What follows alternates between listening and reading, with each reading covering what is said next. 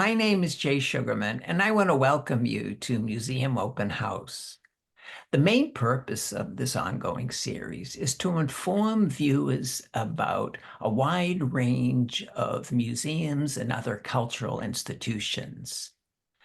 During most programs, we hear about current and upcoming exhibits, as well as programs and other opportunities that are available for the general public. Today, via Zoom, we're fortunate to have as our guests Larry Luxenberg and Julie Queen, both of whom are associated with the Appalachian Trail Museum, which is located in Pine Grove Furnace State Park near Gardners, Pennsylvania. Larry is the founder of the museum, and he now serves as its president. Julia is the manager of the museum. During the program, we're finding out why and how the Appalachian Trail Museum came about and how it's grown, developed, and operates today. We'll go on a behind-the-scenes tour and in the process come to better understand and appreciate all the museum has to offer visitors today.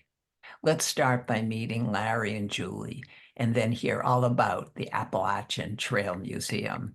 Welcome. So delighted you're both able to be here. Oh, glad to be here. Yeah, very excited to be here. Thank you. I'm eager to hear all about the museum and have you inform viewers. But before we jump right to that, I think it would be of interest if each of you would briefly share a little bit more about your backgrounds.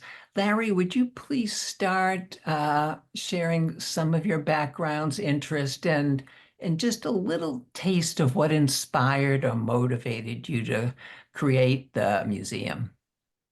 Um, so my involvement with the AT stretches back now 45 years. So Wow. almost half the life of the AT, which was first proposed in 1921.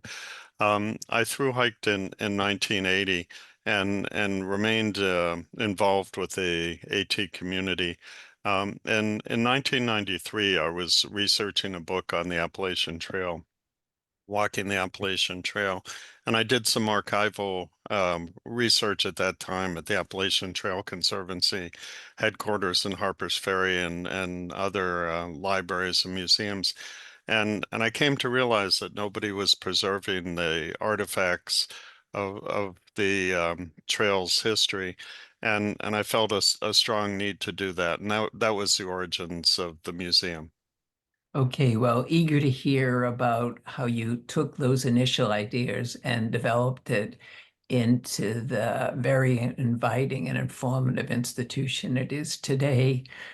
Julie, would you please share a little bit about your background and what attracted you to the museum?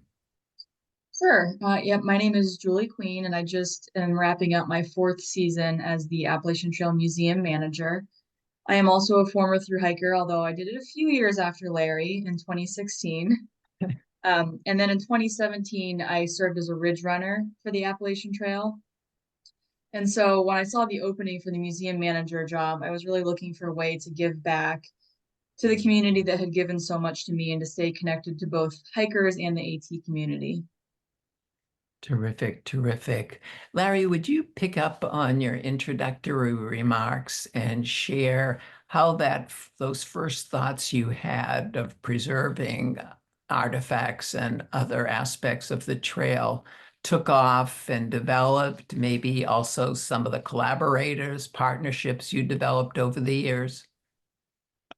So about 5 years after I was working on the book, in 1998, the Appalachian Long Distance Hikers Association was marking the 50th anniversary of the first recorded through hike by Earl Schaefer. And I thought that would be a great time to start collecting artifacts from some of the original hikers. Earl and the other first through hikers were still alive. And so I proposed the idea of the AT Museum at a meeting of ALDA in March of 1998. And normally, when you propose an idea, everybody says it's stupid, this thing's wrong, that thing's wrong. And to my chagrin and my wife's eternal regret, everybody said this is a good idea, and you should do this, this, and this. And it kind of grew from there. Terrific, terrific. What were some of the biggest challenges you and others faced in establishing the museum? Well, we were starting from nothing, no money, no location, no nothing. Um, and also the AT is in 14 states, runs 2,200 miles. So coming up with a central location, um, having meeting places for the people who were involved, was very hard. So one of our board members, early board members, who was a museum professional, said she thinks we might be the first museum in the world that was started on email, because we were, normally a museum is in Boston or it's in New York or something. Here we were trying to tie together, the one of the largest linear parks in the country.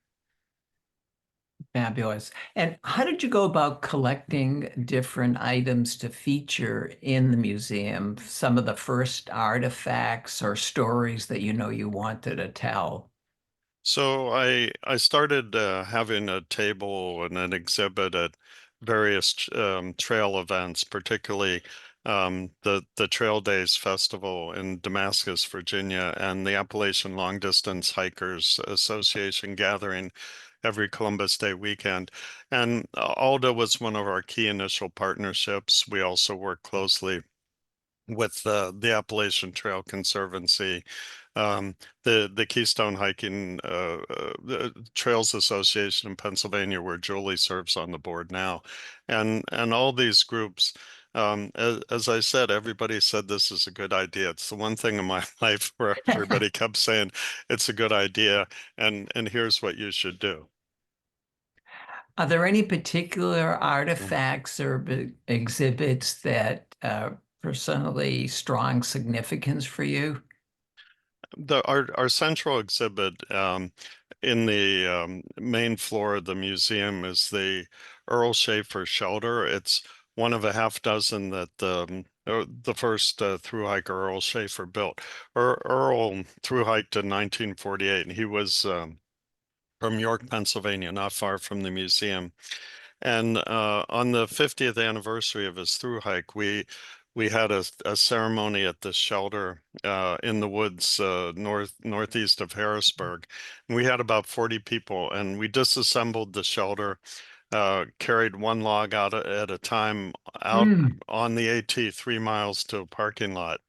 And I and Earl's biographer shared two logs on the way out, and it was a wonderful ceremony. And just the physical act of carrying out the logs Hmm. makes me feel some ownership to that exhibit. Mm, Understandably, mm, understandably. Julie, mm, mm. building on that, what are some of the other more popular exhibits or artifacts that visitors seem to resonate, identify with, want to see and experience? Sure. Well, one of them, as Larry just mentioned, is definitely the Earl Schaefer shelter, which was reassembled inside of the first floor of the museum. Another one that really seems to resonate with visitors is our exhibit on Grandma Gatewood. So Emma Gatewood was a woman who was the first solo female through hiker, and she did it in 1955 at the age of 67. So we have a couple of her artifacts on display, her shoes, the knapsack that she used. She did it the trail in Keds, so not hiking boots, not even hiking shoes. So to see some of the artifacts see some of the items that she was able to hike in, and at the age of 67 is really inspiring for visitors. Another one is one of our newest exhibit is our 3D printed relief map. So we Hmm. have a 3D printed map of the entire trail, which shows elevation to scale. And so it's a really fun exhibit for both through hikers and non-through hikers to come into the museum and see, where they started, where they are now, and where they have to go. And for those who haven't hiked the trail, just to see, how far it goes up and down the East Coast, and maybe they've been in areas where it has run through and they never even knew. You know, for those who haven't had the opportunity to visit the museum yet, could you just give us a general overview of the different floors and what people can look forward to when they make their way to the museum? Sure. Yeah. And Larry, feel free to chime in if I forget anything. But the museum has three, we'll say 3.5 floors, three that are open to the public. So our bottom floor is our children's exhibit. Although it's definitely a young at heart exhibit, we think it's one of the best floors of the museum. So in the children's exhibit, you have the chance to take a northbound or a southbound through hike of the trail. And there's an exhibit on each of the 14 states that the trail passes through and gives you some fun facts about each of those states. In that floor, we also have a mock shelter so that the kids can go in and they can press a button and it'll play owl sounds and it'll show some of the constellations on the ceiling. And then the floor above that is our history floor. So that has all of the exhibits on that floor are dedicated to the history of the trail, starting in 1921, like Larry mentioned, with the beginning ideas of the trail through some of the initial construction and completion and some of the notable first couple of through hikers. And then our top floor is dedicated to sort of highlighting some modern day notable through hikers, as well as our 3D relief map and highlighting some of the other national scenic trails. And then our half floor above that is we have a research library. So we do have an extensive collection of books on the Appalachian Trail and backpacking. And those who are interested in accessing our collection can make an appointment with our librarian and do research. Wonderful, wonderful. What role does education play in the museum's programming? Education is everything. It's in our mission statement. So our whole mission is to tell the story of the founding, preservation, construction, and enjoyment of the trail. So education and storytelling are at our core. So the children's exhibit really highlights that, and we try to bring in a diverse array of programming for both adults and children. Because as we know, that getting children excited in the trail is, going to play a big part in the future of the trail, whether it's there or not and the conditions that it's in. In addition to yourself and others, could you speak a little bit about the importance and the role of volunteers with regard to operating and maintaining the museum, please? Sure. So I am the only I'm sorry, I'm not the only volunteer. I'm the only employee of the museum. So 99.9% of what gets done at the museum and in promotion of the museum is all done by volunteers. So we have volunteers that do everything from technology to mowing the lawn to curating exhibits to keeping the doors open. So that's probably our most active role is that of docent. So our volunteers help to keep the doors open to our visitors. So nothing will get done without the work of the volunteers and the volunteer board. What are some of the more recent acquisitions that you find striking? I might have to have Larry chime in on this. I'll say that Larry says no to, he never says no. So we acquire a lot. We have two storage units in the nearby town full of overflow artifacts and, exhibits that we hope to one day put on display. And so sometimes Larry sees those things first because they're delivered personally to him. I know we've received a couple of scrapbooks lately, photograph albums with some really historic old photos that I know some of our volunteers are excited about. Larry, anything else that you can think of notably that we've received? Well, this year, just by way of explanation, so Julie's correct.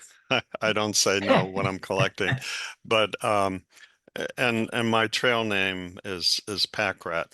So so part of my motivation in starting the museum was getting stuff out of my house. So we have a lot of great artifacts. The what Julie was mentioning about Grandma Gatewood, Earl Schaefer. Um, we have he was a Renaissance man. We have one of his really significant guitars. We packs, all sorts of equipment, something from each of his three through hikes. In the spring, we brought in an almost complete collection of Appalachian Trail guidebooks. So, currently a complete set of guidebooks is 11 books, but in the history of the trail, There have been all sorts of editions and so forth. So there have been over 500 different variations of these guidebooks. Wow. Yeah, so we have that collection, and in August, my wife and I visited a trail icon, Elmer Hall in Hot Springs, North Carolina, a month before it was hit by Hurricane Helene. But Elmer has been involved with the trail since 1976, and we collected some of his artifacts. He's been a full-time resident of Hot Springs most of that time, run a hiker hostel there. So it was a real honor to be uh, gathering stuff from Elmer, and that's some of our most significant new artifacts. Barry, what role do you think the museum plays in fostering a sense of community among hikers and trail supporters? So as you can see in the background of my picture, the museum is 50 feet from the AT. So it's right on the trail. Most through hikers, when the museum is open, stop in. And almost from the beginning, it became a gathering spot for hikers on the trail, and a chance for non-hikers or people who are just new to hiking to meet through hikers as they're actively hiking the trail. So it's become a great a gathering spot for the AT community. What's been some of the feedback and reactions you've gotten from the hiking community? Well, one of the most common is they wish it was open more hours, and it's staffed by volunteers. So we can't be open 24 hours a day, 12 months a year. But it's great that people want us to be open more rather than less. So we appreciate that, and we try to provide access on the website and various videos, so people have some sense of the museum even if they can't physically get in. But people love some of the artifacts. Like we have a sign that was at the northern end of the trail on Mount Katahdin, and these, because of the harsh conditions on top of Mount Katahdin, Mount Washington, some of the other places, these signs wear out every 10 years. So it's a sign that was on top of Katahdin when a lot of people finished the trail, and often visitors, when they see that sign and they touch that sign, they cry because it brings back Mhm. such vivid memories. Mhm. Julie, what impact do you hope the museum has on visitors? I hope that the museum just continues to inspire visitors to want to contribute to the preservation of the telling of the story of the AT. I hope it continues to inspire people both to get out on the trail and experience it for themselves, but also to, volunteer in the great community that we have, that, we want to protect and preserve the story. Terrific, terrific. We're fortunate to have a video clip that'll share some of the information you've presented, as well as give us a wonderful visual sense of the museum. Feel free to add any commentary. I know it's narrated though, but let's take the few moments to enjoy this clip and then continue our conversation.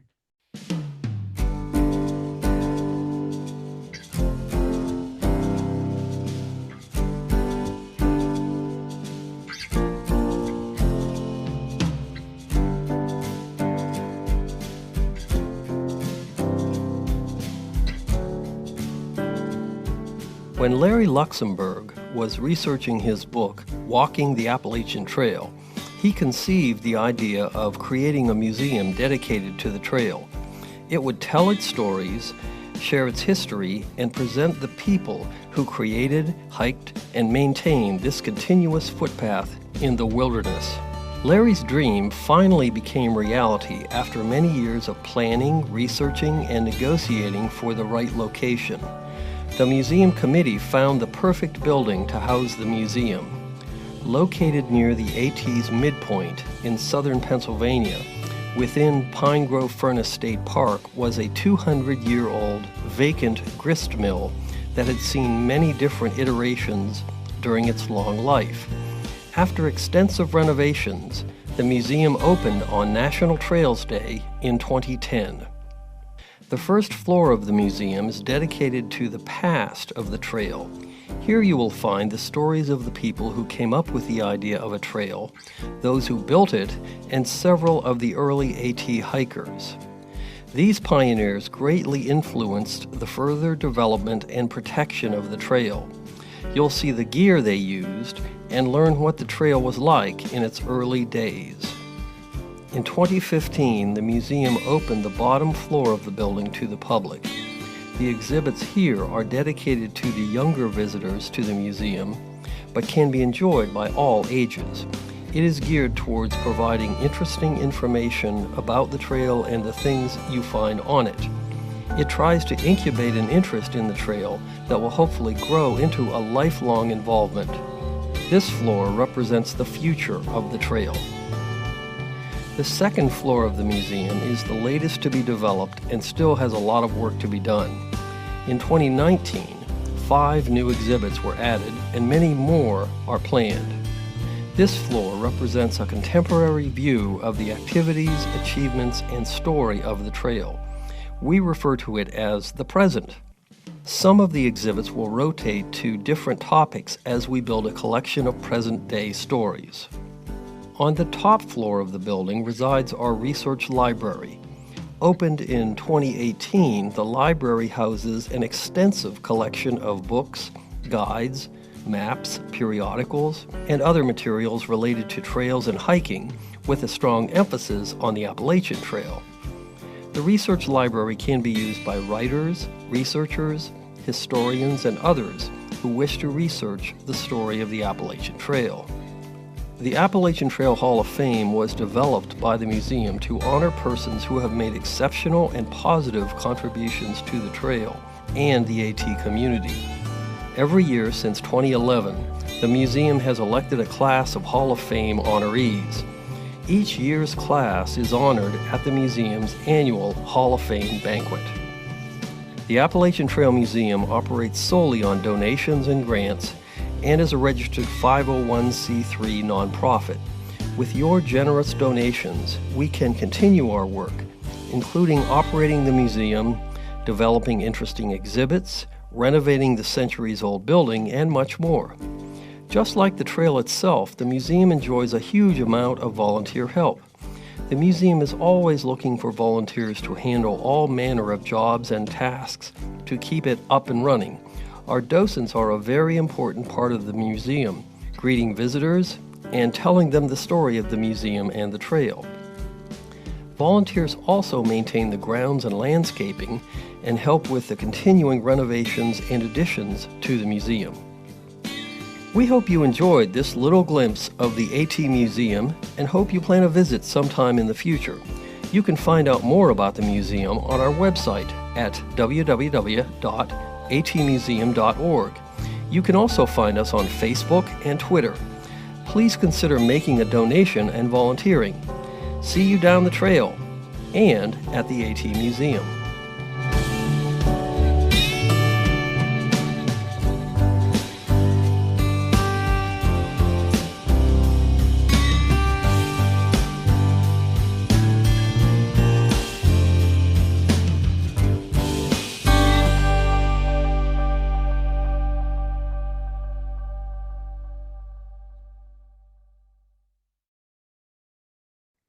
Oh, that was fabulous. It really complemented and enhanced a lot of your earlier comments. Such a well done job. Looking ahead, Larry, what are some of your hopes for the museum's future? I'd just like to point out that there are at least 10,000 museums in the country. Some estimates place it a lot higher. And this is the only full-fledged hiking museum in the country. And of course, the question is, do we need a hiking museum? And our answer is yes. So two things I'd like to see in the future, actually 3 things. One is a larger space for our Hall of Fame. And secondly, more emphasis on oral history and video capturing a lot of trail events. And the third thing I'd like to see is stuff that I can't envision, because most of our best suggestions have come from our volunteers and the AT community. And if I can envision the future, it means that I'm having too great a role in it. So I want to make sure that it bubbles up from the AT community, not from me. Right. And I know rather recently there was this year's Hall of Fame ceremony.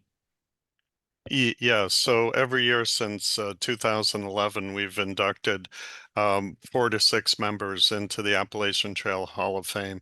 So it's unique in the AT community. Other groups, honor one person or another, but this is something that's for the whole AT community. Wonderful, wonderful. Julie, in your role as manager, what are some of your current or upcoming plans? Well, we just closed for the season to the public, so we're open from April to October. And so winter is a time where I focus a lot of my efforts on the Hiker Yearbook, which is a project that the AT Museum took over last year. So it is exactly what it sounds like. It's a yearbook of photos from that year's through hiker class or anyone that considers themselves a long distance hiker of the Appalachian Trail from that year. So right now we're currently receiving submissions daily from hikers who finished the trail or finished a large chunk of it, and they submit a photo of themselves on the trail along with their real name and their trail name. And we put that into a yearbook format, as well as a bunch of group photos taken from the trail. And if they finished, the back of the book is dedicated to their summit or finish photos. So Very there'll be a nice. lot of wintertime effort put into the hiker yearbook. Very nice. In closing, Larry, looking back, what are some of your thoughts or reactions from your initial idea to having a museum to how it's operating today? The gap between my initial vision and the reality today is just incredible. I never foresaw something that would be so accepted as an Appalachian Trail institution, so beloved, and something that's spread out in so many different directions. We've published a dozen books. We've had all sorts of programs. We now operate a hiker hostel, and we've grown in a lot of significant ways and become a beloved part of the AT community. So that's all beyond my fondest hopes. Well, congratulations to you and everybody else involved in what you've been able to accomplish. Unfortunately, we've come to the end of the program. I want to thank you both so much again for taking the time to be here and informing us about the AT Museum. Best of luck with future endeavors. Well, thank you, Jay, for having us. Thank you very much for having us and for featuring the AT Museum. Also want to thank those of you watching for tuning in and hope you'll join us next time.